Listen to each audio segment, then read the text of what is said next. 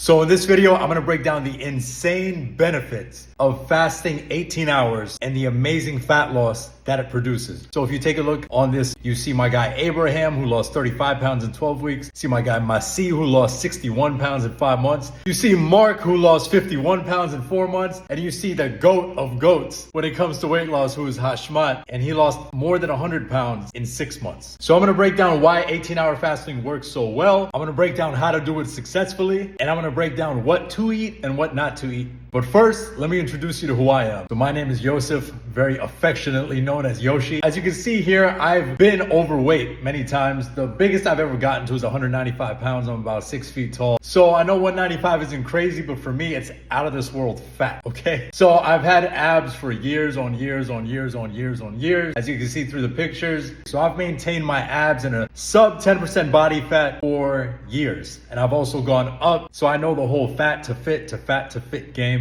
and the benefits that 18-hour fasting and extended fasting has done for me and my fat loss and my muscle building and my body. So why does extended fasting 18 hours work so well in comparison to other fasting lengths like 16 hours or 12 hours? Well, when you go 18, there's more benefits to helping regulate your appetite. You see, someone who's very overweight, their hunger and their fullness hormones are messed up from years of overconsumption of processed carbs and super palatable foods and sugary junk. We're talking burgers, pizza, chips, candy, soda. On top of that, the stretch receptors in the stomach are so messed up because they don't know when to feel full anymore. So when you fast for extended periods of time, your stomach shrinks and your appetite regulates. Additionally, an 18-hour fast is going to help kill off sugar cravings. You have bad bacteria in your gut that gets killed off and cleaned out with extended fasting. Extended fasting will also help clean the liver. If you're super overweight and you have a history of junk eating, you've put your liver through some hard times, whether it be from candy, from soda, from alcohol, and a healthy liver plays a big part in your metabolism. How healthy someone's liver is, hey, that's for your medical professional to determine, but I'm going to tell you that unequivocally, without a doubt, it's undebatable that a healthier liver does lead to a healthier metabolism. Lastly, an 18-hour fast ensures that the body goes into ketosis. You don't have to be on a ketogenic diet to go into ketosis. Ketosis is where your body is running off stored body fat for fuel in the form of fat, which is already on your body. This is why my clients get such amazing results. They're going through these longer periods of fasting and their body is just ripping through the fat. How to fast successfully. So a few things. Number one, you gotta have a non-sweetened electrolyte. I say non-sweetened because a sweetened one can trigger binging. So Masi used sugar-free liquid IV. I like to use Redmond non-flavored electrolytes in addition to Baja Gold liquid minerals. Having an electrolyte is key because you need it throughout the day. You're going to be feeling cravings. You're going to be feeling sometimes just lightheadedness. You need electrolytes in order to help combat this. I tell my clients, use 0-calorie drinks as needed. Don't use it as the go-to, but use it as a crutch. Like for example, if you're an athlete and you need to play in a big game and you've got an injury and you need to wear a brace on your shoulder or your ankle, use 0-calorie drinks the same way. You don't want to be dependent on it because let's be honest, we don't know about the ingredients and they're being the best ingredients, but if it's going to help blunt an appetite, if it's going to keep someone from binging 2,000 calories, if it's going to keep someone staying in that fast so their body can keep cleaning out, it's better to burn off those excess calories and not binge eat. Remember, somebody's carrying an extra 40, 60, 100 pounds. We need to get the weight off. If using a 0-calorie drink is going to keep someone from binge eating and being depressed and going into an anxiety state, then we're going to use a 0-calorie drink. Next one is meditate. Okay, you got to understand that the body wants to resist burning fat. It'll panic, it'll freak out, especially if you live a stressful life. You're kind of always in freak out and panic mode. That's probably why you gained a lot of the weight in the first place, a lot of emotional eating. What happens is you have to meditate. You gotta meditate, you gotta calm the brain down, you gotta take it out of fight or flight mode. Remember, when you're in like panic mode, I gotta do this, gotta do this, gotta do this, gotta do this, gotta do this. When you're doing that, you're freaking your brain out. You're making it think that something is wrong. It's just a matter of time. And so you go pursue a craving or emotionally eat or stress eat. You gotta meditate. You have to slow your brain waves down and let it know, yo, everything is all good. Everything is all good. And the body will relax and you will go back to burning fat. Which leads me to my next point of identity and mindset. So, have you ever noticed on dating shows that everybody is just in amazing shape? They all look so good. Everybody's got abs and jaw lines and they look really good. And have you ever noticed that they're all like the same personality? Super chill, fun, don't take anything too serious. That's the mindset and the vibe you have to have. If you're a stressed out, uptight person, that's not normal and that's not healthy and that's not natural. That's a state you don't have to be in. Again, this is where meditation comes in. You got to ask yourself, what's the version of you that you want to be? How would you look, right? If you've got the body that you want, you eat the way you want, you eat healthy, you sleep how you want, you got the energy how you want. When you look in the mirror, you feel just out of this world amazing. What are the habits of that person? What are the thoughts of that person? What are the feelings of that person? Your identity is key here. The version of you that is in the completed state, that's the identity of you that you have to build your fat loss and weight loss journey around. When you go from that state, fasting feels almost effortless. To get more information about just getting into that end state, I say check out the teachings of Joe Dispenza and also Neville Goddard. This one is super controversial, but I can talk about this and back this all day. Do not eat fruit when you are on an ultra aggressive fat loss mission. Okay, a few reasons. Now, if you gotta have one serving of fruit, I get it. You can have that one serving of fruit. Now, going back to my guys, my C, Mark, Abraham, Hash did not touch fruit except ultra sparingly on their fat loss journey. Let's go into the reasons why. Fruit can make your leptin and ghrelin hormones. Remember those hormones I talked about that are responsible for your fullness and your hunger? It can make those hormones go out of whack, make you think you're hungry when you're not. All of a sudden, boom, it just felt so good to eat that fruit that you go for the M&Ms, the Kit Kats, the donuts. You're eating another 500, 700, 1200 calories, and it turns into a 4 or 5 day binge.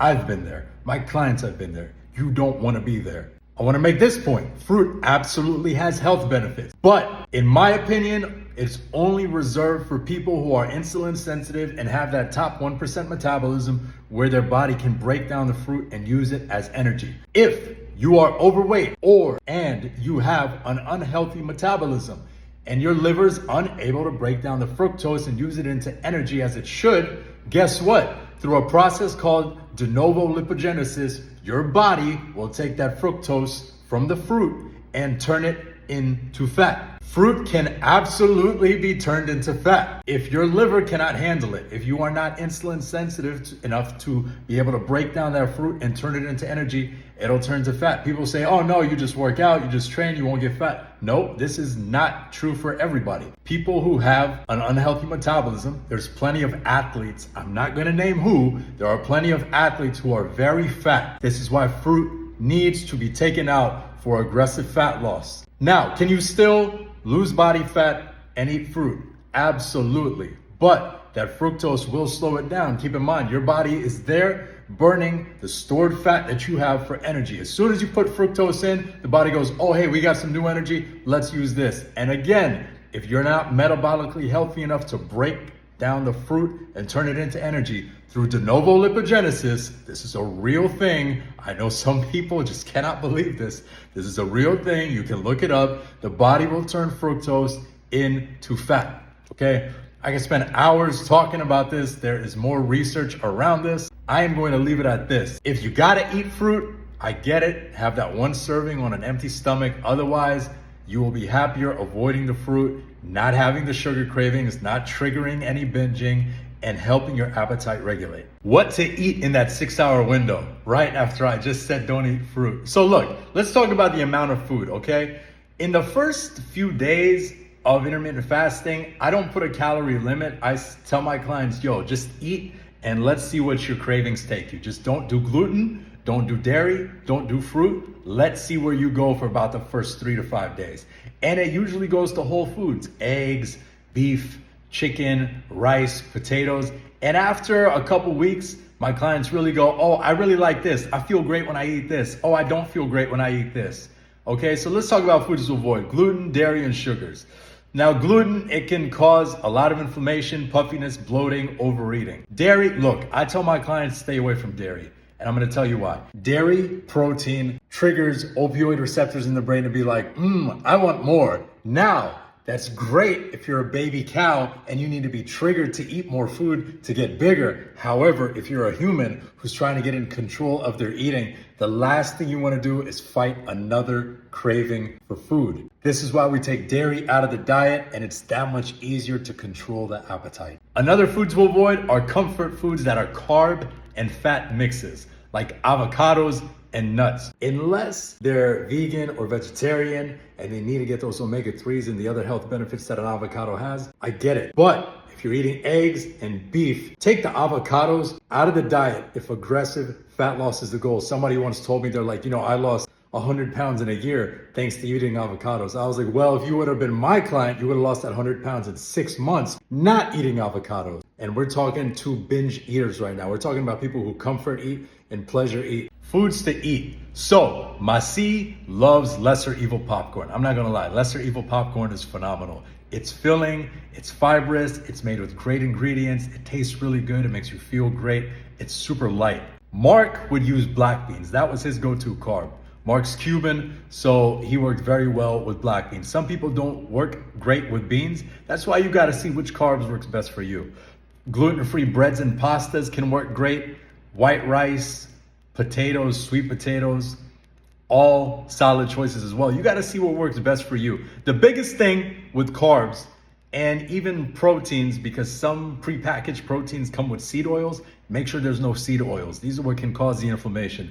Some people go, oh, seed oil is not a big deal. Nah, they're a very big deal. They are a very big deal. I will have a separate piece of content on it. Make sure there's no seed oils in your food. Let's talk about the proteins. 93% or 96% lean ground beef are my personal favorites and of my clients as well. Ribeye is super tasty, but if you might be prone to overeating it, so you just want to watch the portions and how frequently you do consume it. Ground turkey, that was Mark's favorite. 93% lean ground turkey is a great choice. Chicken is a great choice. Chicken thighs, chicken breasts, shrimp, and eggs. Now, Abraham went with egg whites because he was on an ultra aggressive lean cut. You don't have to do egg whites. You could though if you want to. Condiments, because I know you don't want the food to be boring. Primal Foods is a brand that has ultra high quality condiments. Their ketchup, their mustard, their teriyaki sauce. Their dressings are phenomenal too, but if you're watching the fat, just watch how much you consume of the dressing. Vegetables. Now, I really don't eat vegetables, but if you want to, you can have them. Some great choices are sauerkraut, lettuce, tomatoes. I know tomatoes are a fruit. You could have some tomatoes and cucumbers. These are some client favorites. So how long to see results? So Abraham took him about 12 weeks. He didn't even go to the gym. He would be playing volleyball 3 times a week. He's an intense volleyball player, as you can see from that picture. This man is an action figure thanks to volleyball. And on top of that, he would be at his desk. Abraham also would be using his under the desk treadmill because he'd be at his desk all day for his job. And that would help him ensure that he burned calories while he was working to make sure that he got his results. Masi was definitely in the gym about 4 or 5 times a week. On top of that, he was doing empty stomach cardio.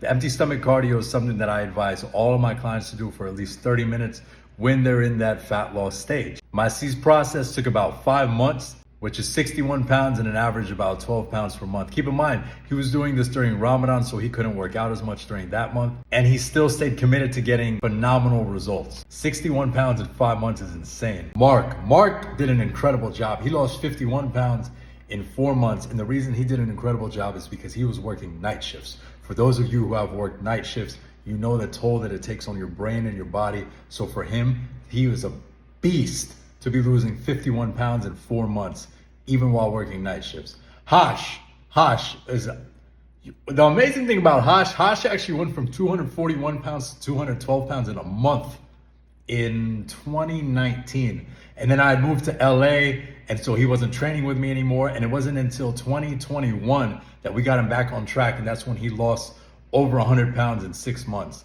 I think it was more than 100 pounds because his weight was above 275. We don't remember what his exact weight was, but you can see from that picture, the boy was big. He's such a beast though. Like, he really crushed and he killed it. So you can see everyone's timeline for getting results is different. The biggest thing is consistency, and just focusing on that end result and ensuring that your mindset is concentrated on the end goal and that every day you're doing the things to make sure you get that end goal. So there's the benefits of 18-hour fasting. If you have any questions, you want to talk about it more, just reach out to me and we can have that conversation.